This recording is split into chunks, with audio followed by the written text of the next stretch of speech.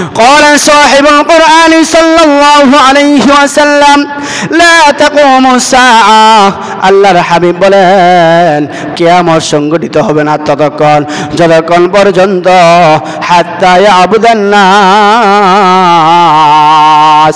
যতক্ষণ পর্যন্ত মানুষেরা লাত ওয়াল উজ্জা, যেই পর্যন্ত মানুষেরা লাত এবং উজ্জার পূজা না করবে ততক্ষণ পর্যন্ত কিয়ামত সংঘটিত হবে না। এবার আসুন প্রমাণ নিয়ে আলোচনা করা যাক। ও মুসলমান ইমানদার, আজ আমার আপনার সমাজের মধ্যে দেখা যায় যখন হিন্দুরা তারা যখন মূর্তি পূজার উৎসব করে, যখন তারা পূজা করে, ও মুসলমান আজকে আপনারাই জবাব দেন হিন্দুদের পূজার মধ্যে মুসলমান পাওয়া যায় কিনা? আলহামদুলিল্লাহ الحمد لله الذي هدانا للإسلام الذي نزل القرآن هدى للناس وبينات من الهدى والفرقان وخلق الإنسان وعلم وكرمه من البيان ما لم يعلم سبحان الذي لا يحصى امتنان باللسان ولا بالقلم ونشهد أن سيدنا وسندنا وحبيبنا وطبيبنا وطبيب قلوبنا ومولانا وأولانا محمدا عبده ورسوله أما بعد فأعوذ بالله من الشيطان الرجيم بسم الله الرحمن الرحيم إذا سلسلت الأرض زلزالها وأخرجت الأرض أثقالها وقال الإنسان ما لها يومئذ تحدث أخبارها بأن ربك أوحى لها يومئذ يصدر الناس أشتاتا ليروا أعمالهم فمن يعمل مثقال ذرة خيرا يره ومن يعمل مثقال ذرة شرا يره وقال صاحب القرآن صلى الله عليه وسلم لا تقوم الساعة حتى يعبد الناس اللات والعزى أو كما قال عليه الصلاة والسلام। সকলেই জবান খুলে মহব্বতের সাথে দুরূদ ইব্রাহিম পড়ুন। اللهم صل على محمد وعلى آل محمد كما صليت على إبراهيم وعلى آل إبراهيم إنك حميد مجيد اللهم بارك على محمد وعلى آل محمد كما باركت على إبراهيم وعلى آل إبراهيم إنك حميد مجيد रुखसार से बरका का जरा पर्दा उठा दो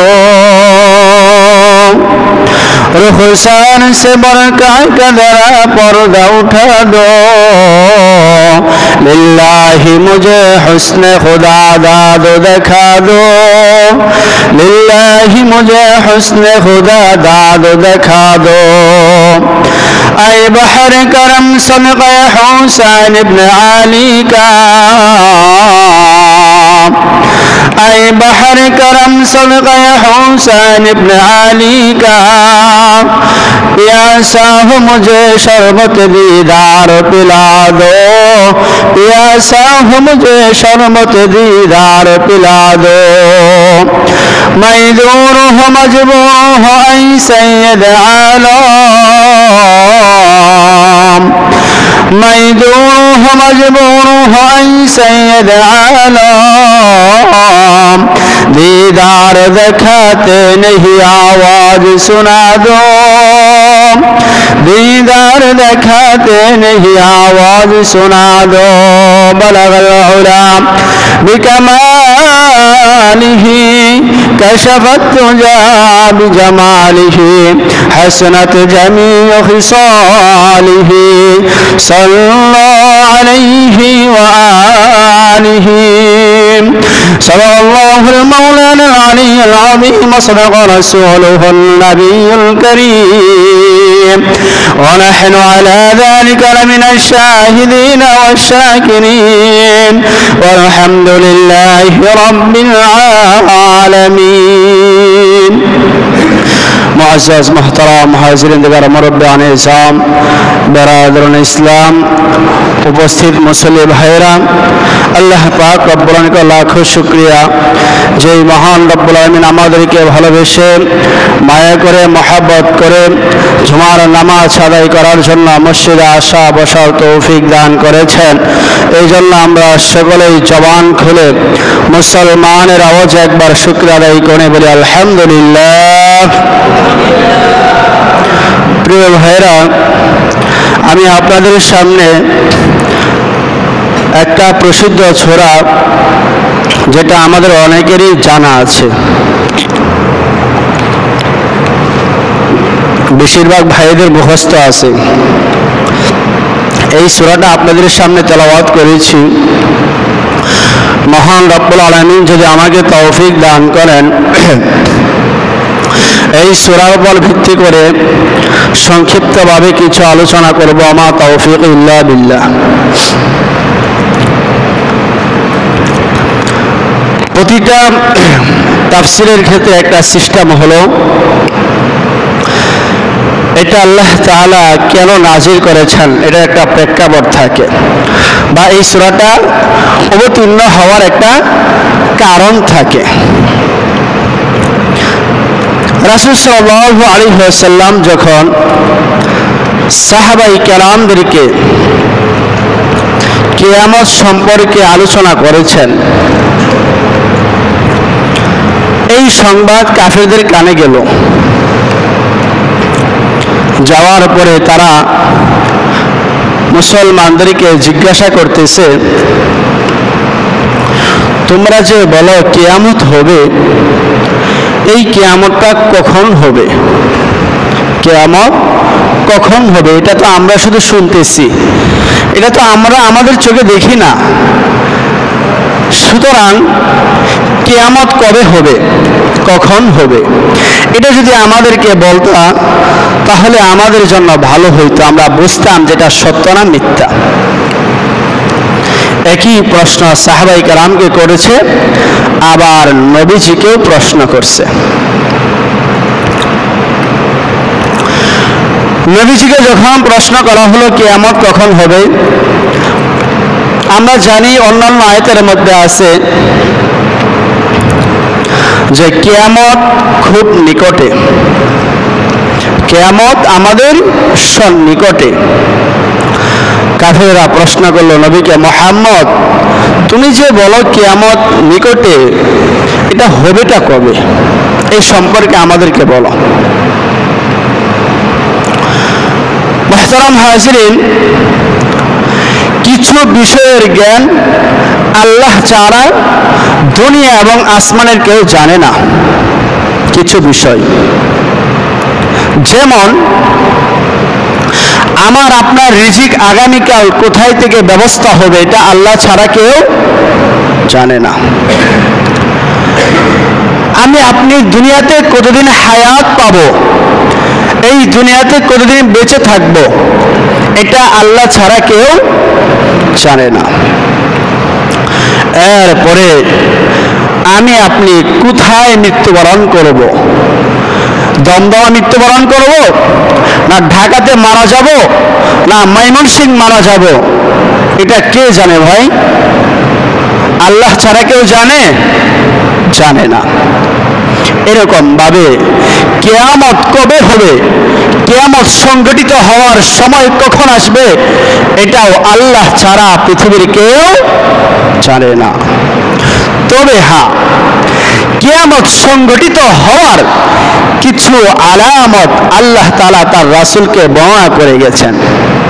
আমি আপনাদের সামনে এই সম্পর্কে আলোচনা করব, কিয়ামতের কিছু আলামত নিয়ে আলোচনা করব ইনশাআল্লাহ। কাফিররা যখন জিজ্ঞাসা করল, আল্লাহ পাক রব্বুল আলামিন জিবরাইলের মাধ্যমে সূরা জিলজাল নাযিল করে দিয়েছেন। সুবহানাল্লাহ।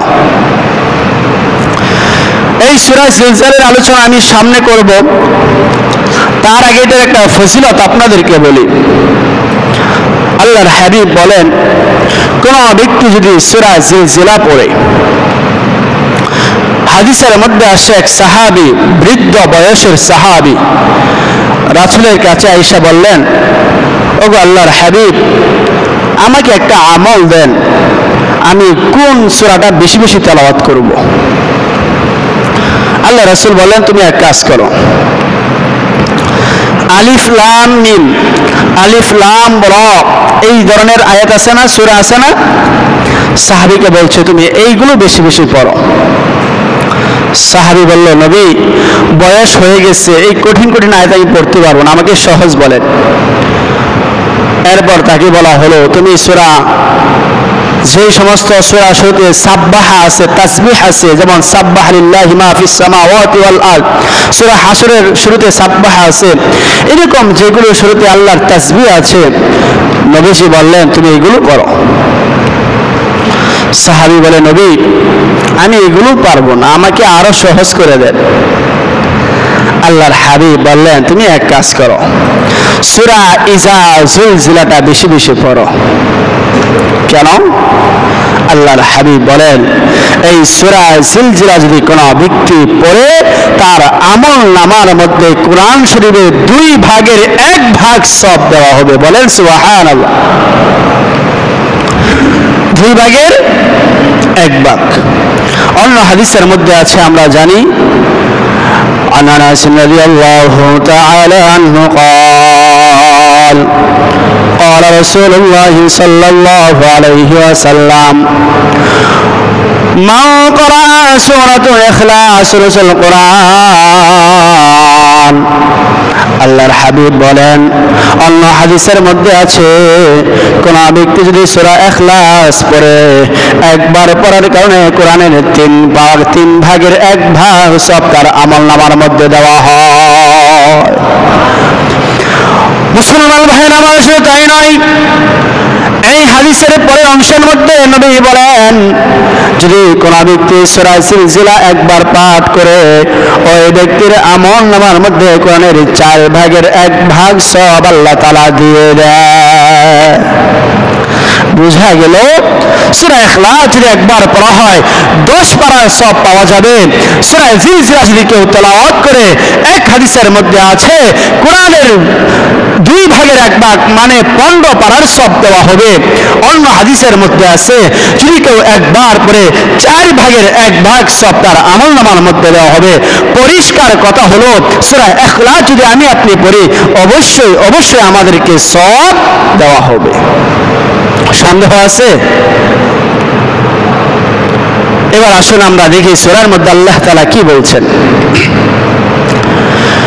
আল্লাহ পাক বলেন, ইযা জুলজিলাতিল আরদু জিলজালাহা। ও মুসলমান, আল্লাহ পাক নবীকে বললেন, ও নবী আপনি স্মরণ করুন, ইযা জুলজিলাতিল আরদু জিলজালাহা, যখন পৃথিবী প্রকম্পিত হবে, ভূমিকম্প হবে। ও মুসলমান, তাফসীরকারকরা এই আয়াতের ব্যাখ্যা করেছেন, ভূমিকম্প 2 ধরনের হবে। এক ধরনের ভূমিকম্প যখন হবে, ওই চূড়ান্ত ভূমিকম্প ভূমিকম্প হওয়ার সাথে সাথে কিয়ামত সংঘটিত হয়ে যাবে। একটা ভূমিকম্প এত বিকট হবে, এত বড় হবে, ওই ভূমিকম্পের পরেই কিয়ামত সংঘটিত হয়ে যাবে। পক্ষান্তরে ওই বড় বিকট ভূমিকম্প হওয়ার আগে মুসলমানদেরকে সতর্ক বার্তা দেওয়ার জন্য, মুসলমানদেরকে সতর্ক করার জন্য কিয়ামতের আগে ছোট ছোট ভূমিকম্প জমিনের মধ্যে হবে। এটা তো আমরা নিজেরাও প্রমাণ। কি বলেন, কি ভাই, ভূমিকম্প হচ্ছে না? আমাদের দেশে কি ভূমিকম্প হয় নাই? এর আগে তো তুরস্কের মধ্যে এক বিশাল ভূমিকম্প হয়েছিল, আপনারা হয়তো বা শুনেছেন। আরো অনেক আগে, 2-3 বছর আগে তুরস্কে ভূমিকম্প হয়েছে, অনেক ক্ষতি হয়েছে। এরপরেও অন্যান্য দেশের মধ্যে ভূমিকম্প হয়েছে, এমনকি আমাদের দেশেও তো ভূমিকম্প হয়েছে। এইগুলো কেন ভাই? এই ভূমিকম্প হওয়ার কারণ হলো কিয়ামত খুব কাছে আইসা পড়ছে, কিয়ামত খুব নিকটে আইসা পড়ছে। এটা প্রমাণ করার জন্য আল্লাহ তাআলা দুনিয়াতে ছোট ছোট ভূমিকম্প দিয়ে সতর্ক করতেছেন। মুহতারাম হাজরিন, এই ভূমিকম্পগুলো আসে কেন? হাদিসের মধ্যে আছে এই ভূমিকম্প আসার কারণ হলো একটা কারণ, সেটা হলো আমরা যে গুনাহ করতেছি, যে অন্যায় করতেছি, পাপাচার করতেছি, এই গুনার জন্য, বান্দার গুনাহের কারণে আল্লাহ তাআলা ভূমিকম্প দেয়। বোঝা গেল? আমি আপনি যে অন্যায় করছি, যে পাপ করছি, এই পাপের জন্য আল্লাহ তাআলা আমাদেরকে ভূমিকম্প দিয়ে সতর্ক করতেছেন। এরপর আল্লাহ তাআলা বলেন, ইযা যুলজিলাতিল আরদু জিলজালাহা ওয়া আখরাজাতিল আরদু আসকালাহা। আল্লাহ পাক বলেন, ওয়া আখরাজাতিল আরদু আসকালাহা, জমি পৃথিবী তার বোঝাকে বের করে দিবে, পৃথিবী তার বোঝা বের করে দিবে।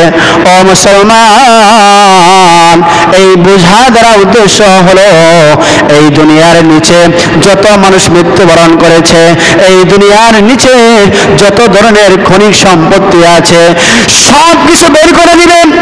এমনকি যেই সমস্ত ভাইরা দুনিয়ার জমিনে অন্যায় করেছে, পাপ করেছে, জুলুম করেছে, এই জমিন তাদেরকেও কবর থেকে বের করে দিবে। ওয়াখরাজাতিল আরদু আসকালাহা, জমি তার বোঝাকে বের করে দিবে কিয়ামত যখন সংঘটিত হয়ে যাবে। এরপরে আল্লাহ তাআলা বলেন, ওয়াকালাল ইনসানু মা লাহা, মানুষ আশ্চর্য হয়ে যাবে, মানুষ অবাক হয়ে যাবে, আশ্চর্য হয়ে যাবে। আর বলবেন, ওয়াকালাল ইনসানু মা লাহা, এই জমিনের কি হয়েছে? এই জমিন কেন তার বোঝাকে বের করে দিল? এই জমির এমন কি হলো? এই ধরনের প্রশ্ন প্রত্যেকটা মানুষের হৃদয়ের মধ্যে উদয় হবে। প্রত্যেকটা মানুষে বলবে, ওয়াকালাল ইনসানু মা লাহা, এই জমিনের, এই পৃথিবীর কি হলো? সে তার বোঝা কেন বের করলো? মুসলমান ভাইরা আমার, আল্লাহ তাআলা বলেন, ইয়াউমাইযিন তুহাদ্দিসু আখবারাহা, সেদিন জমি তার বৃত্তান্ত বর্ণনা করবে। মুসলমান ভাইরা আমার, তাফসীরের মধ্যে আসছে জমি তার বৃত্তান্ত বলতে বোঝানো হয়েছে এই পৃথিবীর মানুষরা যারা দুনিয়া থেকে চলে গেছে, যে যে অন্যায় করেছে, যে যে জুলুম করেছে, প্রত্যেকটা অন্যায়, প্রত্যেকটা জুলুমের কারণে জমি তার বিরুদ্ধে সাক্ষ্য প্রদান করবে। একবার চিন্তা করেন, জমিন যদি সাক্ষ্য প্রদান করে আমার আপনার অন্যায়ের বিরুদ্ধে, কিছু করার আছে ভাই? কিছু করার আছে? এটাই আল্লাহ তাআলা বলেন, ইয়াউমাইযিন তুহাদ্দিসু আখবারাহা, জমি তার বৃত্তান্ত বিস্তারিতভাবে বর্ণনা করবে। মুসলমান ভাইরা আমার, আজ আপনার আমার ক্ষমতা ক্ষমতা দুনিয়ার মধ্যে আল্লাহ তাআলা দিয়েছেন, এই ক্ষমতার কারণে আজকে আমি ক্ষমতার ব্যবহার করছি। ও মুসলমান ভাইরা আমার, আজকে আমার বোনের সম্পদ আমি লুটপাট করে খাচ্ছি, আমার ক্ষমতা আছে, অন্যায় করতেছি, জুলুম করতেছি, মানুষদেরকে ন্যায় বিচার আমি করি না। আল্লাহ তাআলা বলেন, ও বান্দারা তোমরা শোনো, এই দুনিয়ার মধ্যে যা যা অন্যায় করবা, এই সমস্ত কিছু অন্যায় জমি তার বৃত্তান্ত বর্ণনা করবে। আল্লাহ এদের মধ্যে বলা হয়েছে, আল্লাহু মানাখতুম আলা আফওয়াহিহিম ওয়া তুকাল্লিমুনা আইদিহিম ওয়া তাশহাদু আরজুলুহুম বিমা কানু ইয়াকসিবুন। আল্লাহ পাক বলেন, বান্দা আমার শোনো, ও মুসলমান, শুধু তাই নয়, আল্লাহ পাক বলেন, আল্লাহু মানাখতুম আলা আফওয়াহিহিম, মুসলমান ভাইরা আমার, প্রত্যেকটা মানুষের মুখের মধ্যে মোহর মেরে দেওয়া হবে, কেউ কথা বলার শক্তি কাউকে দেওয়া হবে না। শুধু তাই নয়, আল্লাহ তাআলা বলেন, আল্লাহু মানাখতুম আলা আফওয়াহিহিম ওয়া তুকাল্লিমুনা আইদিহিম ওয়া তাশহাদু আরজুলুহুম বিমা কানু ইয়াকসিবুন। আল্লাহ পাক বলেন, শুধু তাই নয়, প্রত্যেকটা বান্দার মুখের মধ্যে মোহর মেরে দেওয়া হবে। ও মুসলমান, আমার আপনার হাত সাক্ষ্য প্রদান করবে, আমি আপনি দুনিয়ার মধ্যে যে অন্যায়গুলো করছি, যেই জুলুম করতেছি, যেই পাপ এই হাত দ্বারা করেছি, আল্লাহ বলেন ওই পরকালের ময়দানে প্রত্যেকটা হাত তার গুনাহগুলো বর্ণনা করবে। শুধু তাই নয়, ওয়ারজুলুহুম, মানুষের পা পর্যন্ত সাক্ষ্য প্রদান করবে। এই পা দিয়ে আপনি যখন চুরি করার জন্য কোথাও গিয়েছেন, কাউকে ধর্ষণ করতে গিয়েছিলেন, ও মুসলমান, আপনার পা পর্যন্ত আপনার বিরুদ্ধে সাক্ষ্য প্রদান করবে। একবার একটু চিন্তা করেন, আমার আপনার হাত যদি আমার বিপক্ষে চলে যায়, আমার আপনার অঙ্গ প্রত্যঙ্গ যদি আমার আপনার বিপক্ষে চলে যায়, এখানে আরো কোনো কিছু আছে করার মতো কিছু আছে? বাঁচার কোনো উপায় আছে? মুহতারাম হাজরিন, জমি তার সমস্ত বৃত্তান্ত বিস্তারিতভাবে বর্ণনা করবে। এটা কেন করবে? আল্লাহ তাআলা বলেন, বিআন্না রাব্বাকা আওহা লাহা, আল্লাহ তাআলা জমিনকে আদেশ করবেন তার বৃত্তান্ত বর্ণনা করার জন্য, আর আল্লাহ তাআলার আদেশ পাওয়ার পরে জমি তার বৃত্তান্ত বর্ণনা করবে। আল্লাহর হুকুমে জমিন তার বৃত্তান্ত বর্ণনা করবে, জমি তার বিস্তারিত যা অভিযোগ আছে সকল অভিযোগ আল্লাহর দরবারে দায়ের করবে। বলেন তো, আমরা কি চাই যে জমিন আমাদের বিপক্ষে দাঁড়াক, জমি আমাদের বিপক্ষে সাক্ষ্য দিক? এটা কি আমরা চাই? মুহতারাম হাজরিন, আল্লাহর কাছে দোয়া করি, আল্লাহ আমাদেরকে জমি আমাদের বিপক্ষে সাক্ষ্য প্রদান করা থেকে আমাদেরকে হেফাজত করুন। আমরা বলি আমিন। মুহতারাম হাজরিন, অর্থগুলো বোঝার চেষ্টা করবেন। আয়াতটা অনেকের মুখস্থ আছে, অর্থগুলো বললে দেখা যায় ভালো হয়, অনেকের অর্থটা জানা হয়ে যায়, আর একটা অর্থ জানা তো অনেক ব্যাপার সেবার, কি বলেন? যাই হোক, এরপরে আল্লাহ তাআলা বলেন, يومئذ يصدر الناس أشتاتا ليروا أعمالهم। ও মুসলমান, ওই কিয়ামতের ময়দানে মানুষগুলো দলে দলে বের হবে। কেন বের হবে? লিয়ারাউ আ'মালাহুম, প্রত্যেকটা মানুষকে তার ভালো এবং মন্দ আমলগুলো দেখানো হবে। আরে মুসলমান, ওই অবস্থায় কেমন হবে? যে লোকেরা চুরি করেছিল, তাফসীরের মধ্যে আসে, সে আশ্চর্য হয়ে যাবে আর বলবে, হায়, কেন চুরি করেছিলাম, কেন দুনিয়ার মধ্যে সামান্য লোভ করেছিলাম। মুসলমান ভাইরা আমার, যে লোকটা তার ভাইকে জমিনের জন্য হত্যা করেছে, সম্পদের জন্য খুন করেছে, সেই লোকটাও হতাশা হয়ে যাবে আর বলবে, কেন এই সামান্য সময়ের জন্য আমার ভাইকে কেন হত্যা করেছিলাম। যখন মানুষদেরকে লিয়ারাউ আ'মালাহুম, যখন আমার আপনার আমলগুলো দেখানো হবে, তখন সবাই হা হুতাশ করবে, আফসোস করবে, কান্নাকাটি করবে। এমন কি ও মুসলমান, আল্লাহ তাআলা যারা ছোট থেকে ছোট আমল করেছে, যারা ছোট থেকে ছোট গুনাহ করেছে, কাউকে ছাড় দেওয়া হবে না, কাউকে ছাড় দিবেন না। আমি আপনি যদি ছোট আমল করি, এটাও আল্লাহ আমাকে দেখাবেন। আরে ভাই, এখন তো আলোচনা করার জন্য মানুষদেরকে বোঝানো একবারে সহজ হয়ে গেছে। বলবেন কিভাবে? দেখেন, আজকে আমরা এখানে বসা আছি, একটা সিসি ক্যামেরা যদি এখানে থাকে, আমরা কি কি করছি, কতজন মানুষ এখানে উপস্থিত আছে, এখানে কে ভালো করে ওয়াজ শুনতেছে, কে ঘুমাইতেছে, কে গল্প করতেছে, এগুলো কি সিসি ক্যামেরায় উঠবে না? কি বলেন, উঠবে কি না? এটা আমাদের জন্য সহজ হয়ে গেছে। ঠিক তেমনি ভাবে আজকে আমি আর আপনি এই দুনিয়ার মধ্যে যা কিছু করছি, যত অন্যায় করছি না কেন, এই সকল অন্যায়, এই প্রত্যেকটা পাপ সিসি ক্যামেরার মতো আমার আপনার সামনে দেখানো হবে, আমার আপনার সামনে দেখানো হবে। তখন কি করবেন বলেন? অস্বীকার করার উপায় আছে? অস্বীকার করার উপায় আছে? মুহতারাম হাজরিন, এই হচ্ছে কিয়ামতের আলামত। হাদিস থেকে আমি কিয়ামতের 10টা আলামত আপনাদের সামনে আলোচনা করব ইনশাআল্লাহ। 1 নম্বর আলামত হলো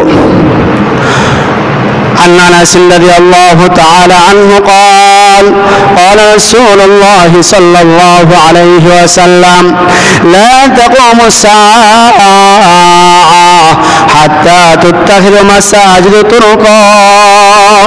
আল্লাহর হাবিব বলেন, কিয়ামত ততক্ষণ সংঘটিত হবে না যতক্ষণ পর্যন্ত মুসল্লিরা মসজিদের আশেপাশে ঘোরাফেরা করবে, কিন্তু মসজিদের মধ্যে তাদেরকে পাওয়া যাবে না।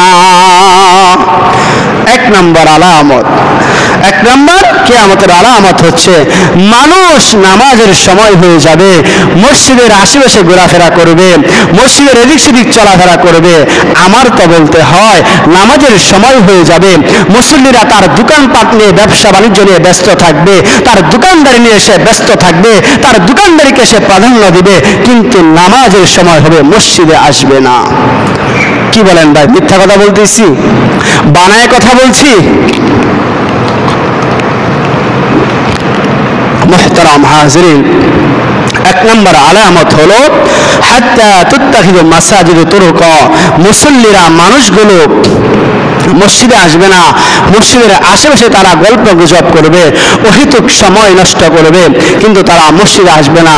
আপনারাই বলেন তো, আমারটা তো বাজারের মসজিদ, আসরের সময়, মাগরিবের সময়, এশারের সময় আমার বাজারে দোকানপাট খোলা থাকে কিনা? সবাই বলেন থাকে কিনা? এবার আপনারা বলেন 1 নম্বর আলামত আমরা সত্য পেয়েছি কিনা? আমার মূল্যবান 2 নম্বর আলামত হলো আল্লাহর হাবিব বলেন, আন নবী হুরায়রা রাদিয়াল্লাহু তাআলা আনহু قال قال صاحب القرآن صلى الله عليه وسلم لا تقوم الساعة। আল্লাহর হাবিব বলেন, কিয়ামত সংঘটিত হবে না ততক্ষণ যতক্ষণ পর্যন্ত হাত্তা ইয়াবুদান নাস,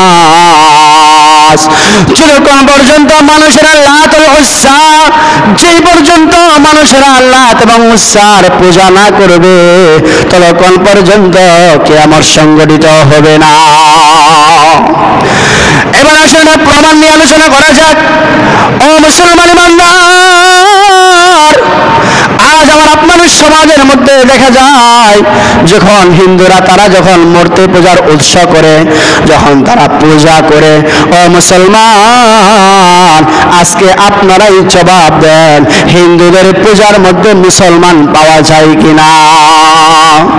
পাওয়া যায় কিনা? শুধু তাই নয় মুসলমান, হিন্দুদের পূজা মুসলমান ছাড়া বাস্তবায়ন করা যায় না। হিন্দুদের পূজাগুলো যখন লক্ষ্য করা হয়, তখন দেখা যায় হিন্দুদের সংখ্যার চাইতে মুসলমানদের সংখ্যা আরো বেশি।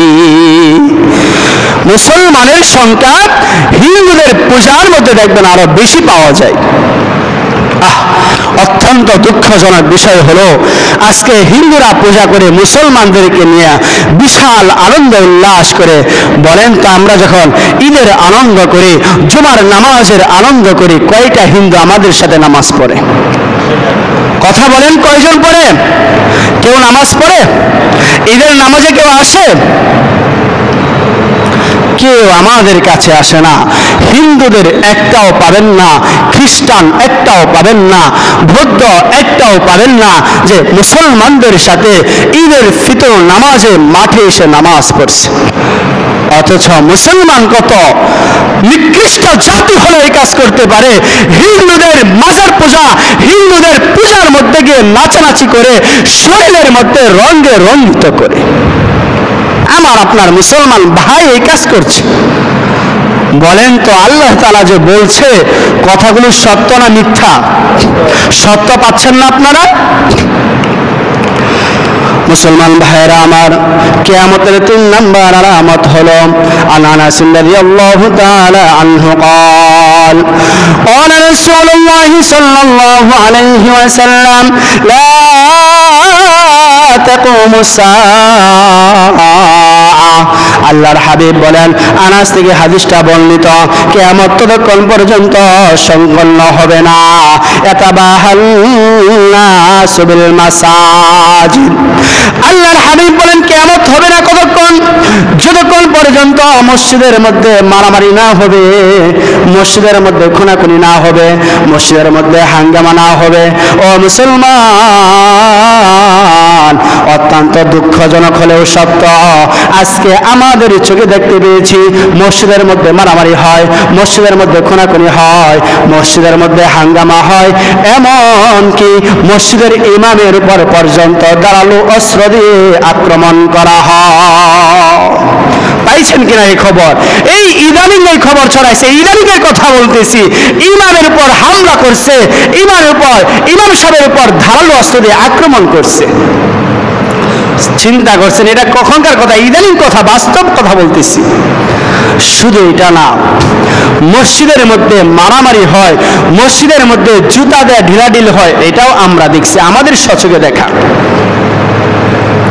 তাহলে বলেন তো কিয়ামতের আলামত যে রাসূল বলছেন এগুলো সত্য হচ্ছে কিনা?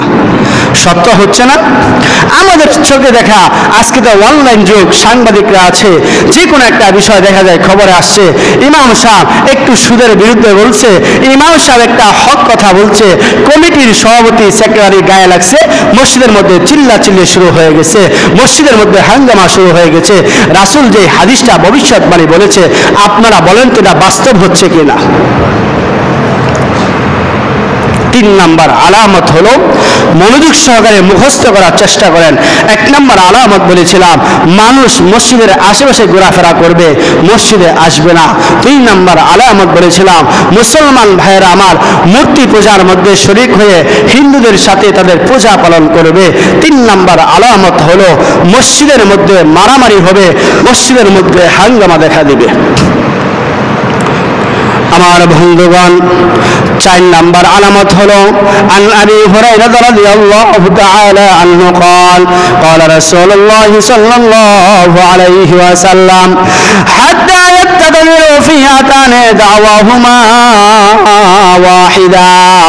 আল্লাহর হাবিব বলেন কিয়ামত সংঘটিত হবে না যতক্ষণ পর্যন্ত মুসলমানদের মধ্যে একই বিষয় নিয়ে নিজেদের মধ্যে মারামারি করবে। একই দাবি নিয়ে মুসলমান মারামারি করবে, একটা বিষয় নিয়ে মুসলমান মারামারির মধ্যে লিপ্ত হবে। যেমন এক ভাই ধরেন এক দল করে, আরেকজন আরেক দল করে। ধর্মের দিক দিয়ে আমরা এক না, কি বলেন ভাই? ধর্মের দিক দিয়ে আমরা সবাই এক না, সবাই মুসলমান, কিন্তু উনি আমার বিরোধী দল আর আমি আরেক দল। এই বিরোধী দল আর আরেক দল হওয়ার কারণে নিজেদের মধ্যে আজকে একজনের ক্ষমতা চলে গেছে, আরেকজন ক্ষমতায় আসছে, সে তার ক্ষমতার অপব্যবহার করতে গিয়ে আপন চাচার উপর জুলুম করতেছে, আপন ভাইকে ঘর ছাড়া করছে, আপন সন্তানকে বাড়ি ছাড়া করছে। কেন? ওই যে একই বিষয় নিয়ে নিজেদের মধ্যে হানাহানি মারামারি হচ্ছে। বলেন সত্য হচ্ছে কিনা কথাগুলো? বাস্তব হচ্ছে কিনা? আরে ভাই, আপন ভাই আপন ভাইকে হত্যা করছে, ভাই তার ভাইকে হত্যা করছে, কি নিয়ে? জমি নিয়ে, বাবার জমি, দুইজনের মধ্যে ভাগাভাগি হবে, এটা নিয়ে নিজেদের ভাই ভাই হত্যা করছে। হচ্ছে না সমাজে এগুলো?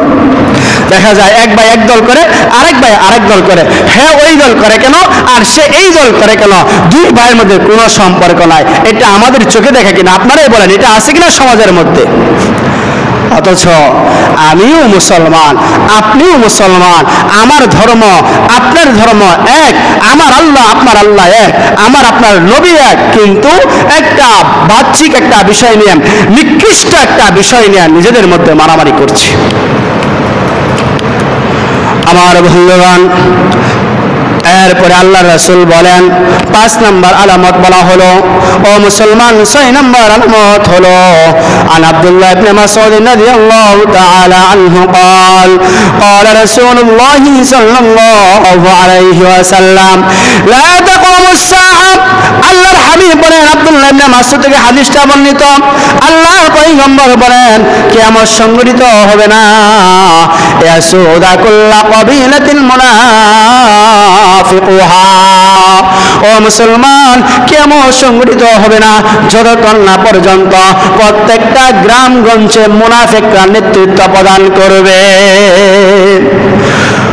সমাজের মধ্যে মুনাফিক যারা আছে, সমাজের নেতৃত্ব দেবে তারা, মুনাফিকের খাসলত যাদের মধ্যে আছে সমাজের মধ্যে বিচার করবে তারা। কথা কার? বলেন না, কথা কার? আল্লাহর হাবিবের কথা, আব্দুল্লাহ ইবনে মাসউদ থেকে বর্ণিত। এবার বলেন, আমাদের সমাজের মধ্যে যেই সমস্ত ভাইয়েরা সরকারের টাকা লুটপাট করতেছে, সরকার রাস্তা করার জন্য টাকা দিয়েছে, সরকার নদী খালবিল করার জন্য টাকা দিয়েছে, সরকার মসজিদ মাদ্রাসা করার জন্য টাকা দিয়েছে, এই সমস্ত টাকাগুলো লুটপাট হয় কিনা বলেন? হয় কিনা বলেন? না হয় না? মুহতারাম হাজিরিন, তাহলে আল্লাহ রাসূল যে বলেছে প্রতিটা গ্রামগঞ্জে, প্রত্যেকটা ইউনিয়ন, প্রত্যেকটা থানা, উপজেলা, জেলা পরিষদ, এইগুলো নেতৃত্ব দিবে কারা? যারা মুনাফিকুহা, যাদের মধ্যে মুনাফিকি খাসলত আছে তারা। বলবেন হুজুর বিষয়টা বুঝি না, একটু ব্যাখ্যা করলে ভালো হয়। বেশি ব্যাখ্যা করলে সমস্যা, বেশি ব্যাখ্যা করলে মানুষে বুঝে উল্টা না, এই জন্য সংক্ষিপ্ত ব্যাখ্যা করি। এটা বলার মানে হলো তারা আপনাদেরকে বলবে একটা, ক্ষমতা পাওয়ার পর করবে আর একটা। এটা সহজ উত্তর, এর চাইতে বোঝানোর উত্তর আমার জানা মতে নাই। তারা ক্ষমতা পাওয়ার আগে বলবে আমাকে যদি এটা দিতে পারেন, আমি যদি ক্ষমতায় আসতে পারি, আপনাকে পুরো রাস্তাঘাট একবারে ভিআইপি হয়ে যাবে, বিশ্ব রোডের চাইতে আপনাদের রুট আরো সুন্দর হবে। এগুলো বলে কিনা সমাজের মধ্যে? বলে কিনা? আম জনতা সহজ সরল মানুষদেরকে এগুলো বলে ধোঁকা দেয়। পরে কি হয়? ক্ষমতা পাইছে, দেশের যখন দায়িত্বশীল কর্মী হলো, তখন আর আপনাদের কথা মনে থাকে না, তখন নিজের পেটের কথা মনে থাকে, নিজের উন্নতির কথা মনে থাকে, আপনাদের কথা মনে থাকে না। আর মুনাফিকের আলামত হলো যখন কথা বলবে মিথ্যা কথা বলবে। আল্লাহর হাবিব বলেন আয়াতুল মুনাফিকি সালাসা, ইযা হাদাসা কাযাবা ওয়া ইযা তুমিনা খানা ওয়া ইযা ওয়াদা আখলাফা। আল্লাহর হাবিব বলেন মুনাফিকের খাসলত হচ্ছে তিনটা। 1 নাম্বার হলো কথা বলবে মিথ্যা, 2 নাম্বার আমানতের খেয়ানত করবে, 3 নাম্বার ওয়াদা দিবে আমি এটা করব সেটা করব, এরপর ক্ষমতা পাওয়ার পর ওয়াদা খেলাফ করবে। তার কাছে যাবেন, আপনার কোনো মূল্যায়ন তার কাছে পাবেন না। মুহতারাম হাজিরিন, এই দৃষ্টিকোণ থেকে আল্লাহর হাবিব বলেছেন নেতৃত্ব দিবে কারা? যাদের মধ্যে মুনাফিকি আছে তারা। বুঝতে হবে এই পরিস্থিতি যখন আসবে তখন কিয়ামত সন্নিকটে চলে আসছে, এটা আপনাদেরকে বুঝে নিতে হবে। এখন এইগুলো বাস্তবায়ন হচ্ছে কিনা, এগুলো আসলেই দেশে আছে কিনা, এটা আপনারা চিন্তা করে দেখবেন, এটা বলার দায়িত্ব আমার না। মুহতারাম হাজিরিন, এরপর 6 নম্বর আলামত হলো قال النبي صلى الله عليه وسلم لا تقوم الساعة حتى يتقاول الناس। আল্লাহর হাবিব বলেন হাত্তা ইয়াতাকাওয়ালান নাসুল বুনিয়ান, যতক্ষণ পর্যন্ত মানুষ এলাকার মধ্যে, জমিনের মধ্যে উঁচু উঁচু প্রাসাদ তৈরি না হবে ততক্ষণ পর্যন্ত কিয়ামত আসবে না, কিয়ামত সংঘটিত হবে না। কতক্ষণ? যতক্ষণ না আমি আপনি দেখব বড় বড় প্রাসাদ তৈরি হচ্ছে, বড় বড় বিল্ডিং হচ্ছে, বড় বড় বাড়ি ঘর তৈরি করা হচ্ছে। এবার বলেন তো দেখি, দেশ যত পিছাইতেছে মানুষের ভবন তত উঁচু হচ্ছে কিনা? উঁচু হইতেছে না? দেশ যত পিছাইতেছে মানুষের ভবন তত বাড়তেছে, কিন্তু দুঃখের বিষয় হলো আমার আপনার ঈমান বাড়তেছে না। দেশের ভবন বাড়ছে, দেশ উন্নত হচ্ছে, মানুষের টাকা পয়সা হচ্ছে, কিন্তু আমার আপনার ঈমানের পরিবর্তন হচ্ছে না। রাসূল বলেন, যখন দেখবা মানুষের মধ্যে বিল্ডিং, উঁচু উঁচু প্রাসাদ হবে, বড় বড় বিল্ডিং তৈরি হবে, বুঝে নিবা কিয়ামত সন্নিকটে চলে আসছে। 7 নম্বর আলামত হলো عن أبي هريرة رضي الله تعالى عنه قال قال رسول الله صلى الله عليه وسلم لا تقوم الساعة حتى تعود أرض العرب مروجا والأنهار আল্লাহর হাবিব বলেন, ও মুসলমান শোনো, কিয়ামত ততক্ষণ সংঘটিত হবে না যতক্ষণ পর্যন্ত সৌদি আরবের মতো এই আরবীয় দেশগুলো যতক্ষণ না পর্যন্ত তৃণভূমি হবে ততক্ষণ পর্যন্ত কিয়ামত সংঘটিত হবে না।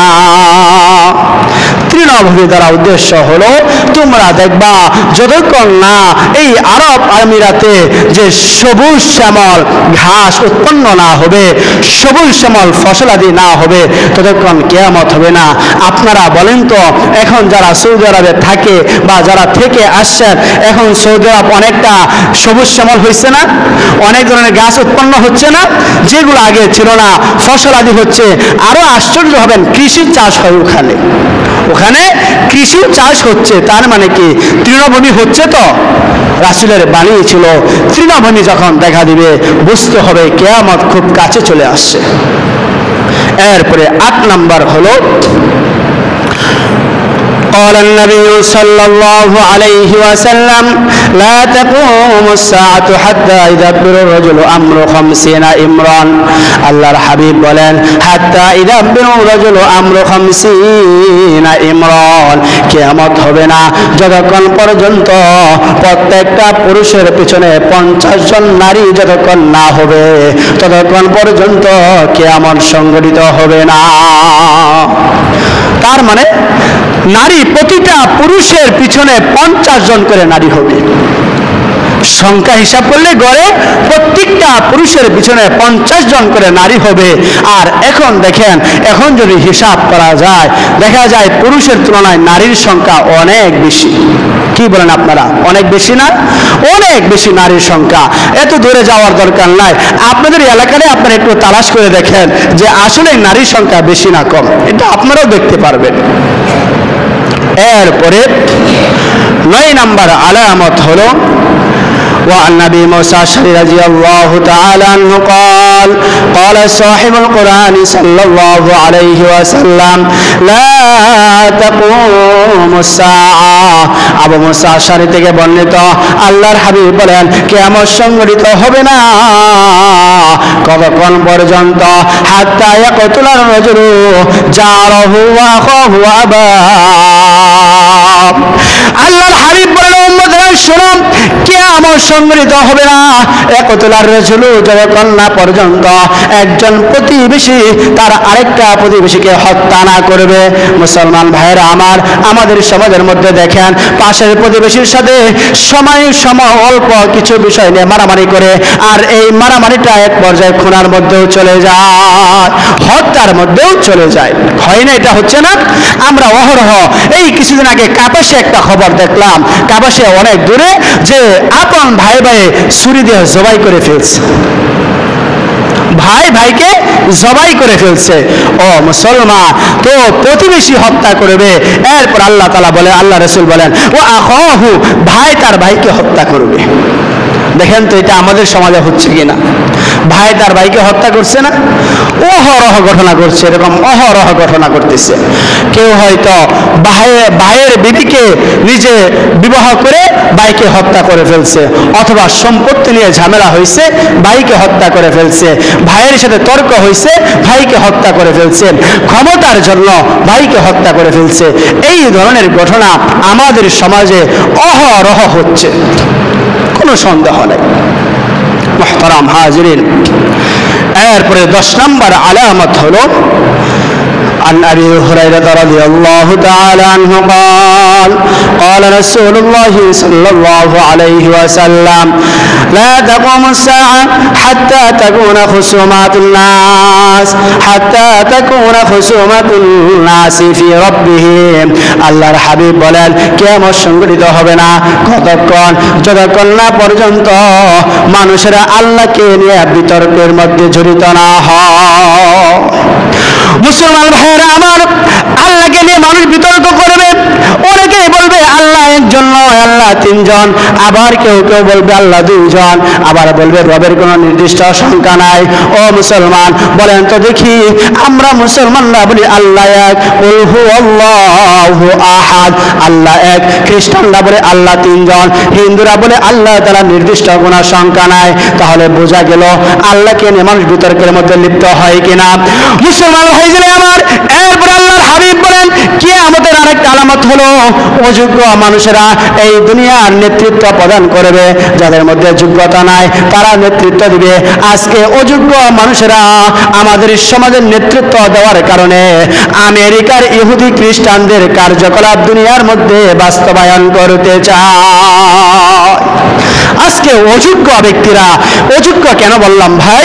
আপনি যত বড় ডিগ্রি অর্জন করেন না কেন, আপনি ডক্টর হতে পারেন, আপনি বিএস ক্যাডার হতে পারেন, আপনার মধ্যে যদি কোরআনের জ্ঞান না থাকে, আপনার মধ্যে যদি ইসলামের জ্ঞান না থাকে, আল্লাহর কসম খেয়ে বলি আপনি শিক্ষিত প্রমাণ হবেন না, আপনি অশিক্ষিত প্রমাণ হবেন। কেন? আরে ভাই, আপনার যে ধর্মের যে মাসালা, নামাজটা যদি আপনি সঠিকভাবে পড়তে না পারেন, সূরা কেরা যদি আপনি বিশুদ্ধভাবে উচ্চারণ করতে না পারেন, আপনি কিসের শিক্ষিত হলেন? আজকে আমার আপনার সমাজের অযোগ্য লোকেরা নেতৃত্ব দিয়েছে বিজয় আজকে যুক্তরাষ্ট্রের, আজকে এই আমেরিকার মানবাধিকার কার্যালয় আমাদের দেশে বাস্তবায়ন করতে চায়। কেন করতে চাই? তাদের উদ্দেশ্য হলো মানবাধিকার কার্যকর যদি আমরা করি, কার্যালয় যদি আমাদের সমাজে করি, আমাদের দেশে করি, তাহলে আমাদের দেশ থাকবে নিরাপদ, দেশের মধ্যে কোনো অন্যায় হবে না, দেশের কোনো সরকার জুলুম করতে পারবে না, দেশের কোনো সরকার টাকা পয়সা আত্মসাৎ করতে পারবে না। এই জন্য মানব অধিকার কার্যালয় আমাদের দেশে করা দরকার।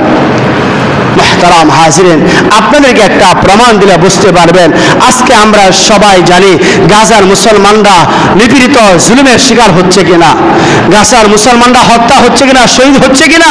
আজকে ইসরায়েলের মতো বেঈমানের দলেরা, এই সালেমের বাচ্চারা গাজার মুসলমানদেরকে হত্যা করছে, গাজার মুসলমানদেরকে জুলুম করছে। অথচ এই গাজার মধ্যেও আমেরিকার মানবাধিকার কার্যালয় এখানেও আছে। আচ্ছা বলেন, মানবাধিকার কার্যালয় এই গাজার মধ্যে থাইকা গাজার ভাইদেরকে কোনো নিরাপত্তা দিতে পারছে? কোনো নিরাপত্তা দিতে পারছে? বরং কি করতে পারছে? মুসলমানদেরকে মার খাওয়াইছে, মুসলমানদেরকে ইসরায়েলকে দিয়ে হত্যা করাচ্ছে। তাহলে আমাদের মানবাধিকার কার্যালয় গাজার মধ্যে দিয়ে আমরা কি পাইলাম? মুসলমানদের নিরাপত্তাহীনতা পাইলাম, মুসলমানদের উপর জুলুম অত্যাচার পাইলাম। সুতরাং আর বেশি দেরি নয়, আর বেশি দেরি নয়, অদূর ভবিষ্যতে আপনারা দেখতে পারবেন আজকে আমাদের দেশে যদি মানবাধিকার কার্যালয় বাস্তবায়ন করা হয়, একটা সময় আসবে আমার আপনার দেশের মুসলমানরা তাদের ধর্মগুলো স্বাধীনভাবে পালন করতে পারবে না, আলেম ওলামা হক কথা স্বাধীনভাবে বলতে পারবে না, আমরা ইসলামের কার্যকলাপ সঠিকভাবে বাস্তবায়ন করতে পারবো না। আমাদেরকে তারা একটা অপবাদ দিবে, সেটা কি? এরা হচ্ছে জঙ্গিবাদ, এরা হচ্ছে সন্ত্রাসবাদ। এই জন্য ভাইয়েরা আমার আপনাকে সচ্চার দৃষ্টি রাখতে হবে এই বিষয়গুলো নিয়ে। আমি যে কথাগুলো বললাম, আল্লাহ তাআলা আমাদেরকে যে কিয়ামতের আলোচনা আপনাদের সামনে করেছি, আল্লাহ তাআলা আমাদেরকে বুঝার এবং আমল করার তৌফিক দান করুন, এবং এই 10 শ্রেণীর মধ্যে যেন আমরা না থাকি, আমাদেরকে আল্লাহ তাআলা হেফাজত করুন। আমরা বলি আমিন। ওয়া আখিরু দাওয়ানা আলহামদুলিল্লাহি রাব্বিল আলামিন। আমরা যারা জুমার 4 রাকাত সুন্নাত পড়ি, জুমার 4 রাকাত সুন্নাত